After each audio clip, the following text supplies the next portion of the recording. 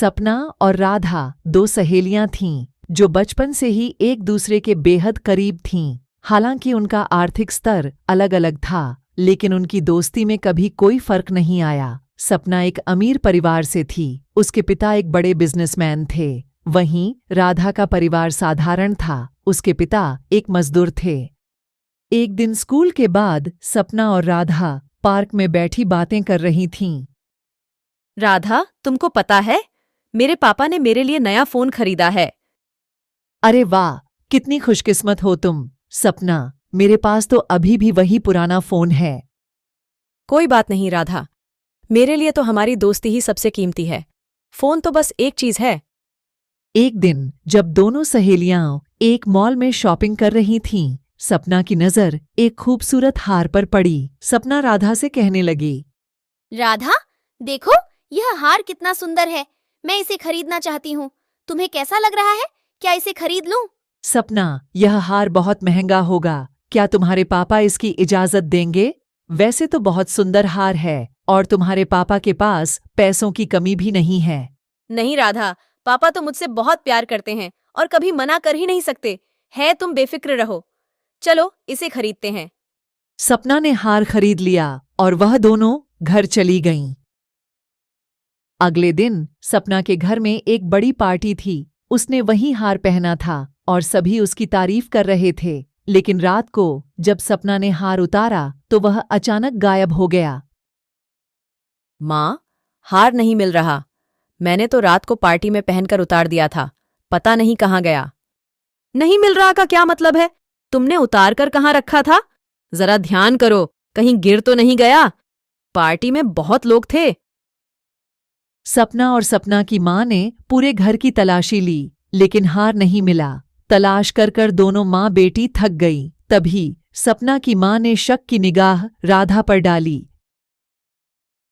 सपना, एक बात तो बताओ, वो जो तुम्हारी सहेली है राधा, उसने क्या तुम्हारा हार देखा था? कहीं वो ही तो नहीं ले गई? हाँ, लेकिन वह ऐसा नहीं कर सकती। वह मेरी सबसे अच्छी दोस्त है। आपको उस पर शक करना भी नहीं चाहिए मम्मी। बेटी, आजकल किसी का भरोसा नहीं है। कब किसकी नजर में खराबी आ जाए। वो तो वैसे भी एक गरीब है। तुम्हारे पापा को लेकर उसके घर चलते हैं। दूध का दूध, पानी का पानी हो जाएगा। सपना अपने माँ बाप के साथ राधा के घर पहुंच जाती है, जहां राधा की माँ भी मौजूद थी। सपना की माँ राधा से कहती है, सुन लड़की, सपना का नेकलेस रात को गायब हो गया है और हमें पूरा यकीन है तुमने ही चुराया है। चुपचाप से नेकलेस वापस कर दे। आंटी, मैं ऐसा कभी नहीं कर सकती। सपना मेरी सबसे अच्छी सहेली है। मैं उसको कभी भी धोखा नहीं दे सकती। आपको कुछ गलतफहमी हो गई है। मैंने कुछ नहीं किया। हमें कुछ गलत फहमी नहीं हुई है। वो नेकलेस तुमने ही चुराया है और तुम्हारे पास ही है। या तो चुपचाप वापस कर दो, वरना पुलिस आएगी, वो अपने आप निकलवा लेगी। हमसे मत कहना बाद में, अभी भी वक्त है, सोच लो तुम।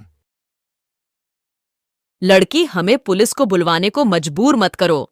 तुम सपना की सहेली न होती तो अब तक पुलिस या गई होती यहां। हाँ राधा, ये बस सपना की वजह से हम आराम से बात कर रहे हैं, वरना तुम्हारा बहुत बुरा हाल होता। इतना सब सुनकर राधा रोने लगती है। तभी सपना बीच में चिल्लाकर बोलती है, चुप हो जाओ सब। नेकलेस गया तो गया, कोई पुलिस नहीं आएगी। चाहे राधा ने चुराया या किसी और ने, मुझे नहीं पता करना। राधा, मुझे तुमसे ये उम्मीद नहीं थी कि तुम मेरे साथ ऐसा करोगी। मुझे तुम पर अपने से ज्यादा भरोसा था। अब मैं जा रही हूँ। अब कभी तुमसे नहीं मिलूंगी। सपना राधा से दोस्ती तोड़कर अपने माँ बाप को लेकर वहां से चली जाती है। कुछ दिन बाद सपना के घर में सफाई करते समय हार उनके घर के एक कोने में मिला। माँ देखो, हार मिल गया। राधा निर्दोष थी। मुझे अपनी गलती का एहसास हो गया है। हमें राधा से माफी मांगनी चाहिए।